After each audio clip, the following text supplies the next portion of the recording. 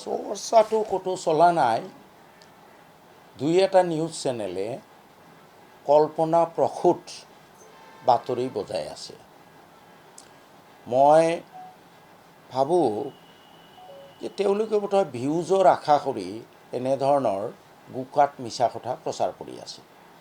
মই এতিয়া এটা সৰ্বভাৰতীয় দলৰ আমাৰ লেজিসলেচাৰ পাৰ্টি লিডাৰ আৰু 2-3 মাহৰ ভিতৰত খুব এগ্ৰেছিভলি আমি তৃণমূল কংগ্ৰেছৰ সাংগঠনিক কাম কাজ আৰম্ভ কৰিম।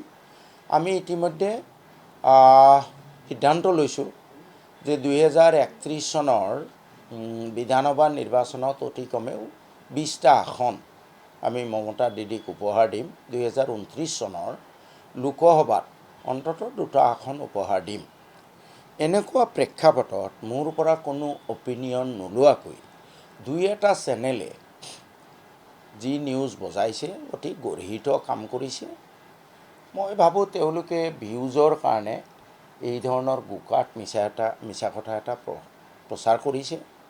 তেওঁলোকক মই অনুৰোধ জনাম যে গণতন্ত্ৰ চতুৰ্থ স্তম্ভ হিচাপে আপোনালোকে কাম কৰক।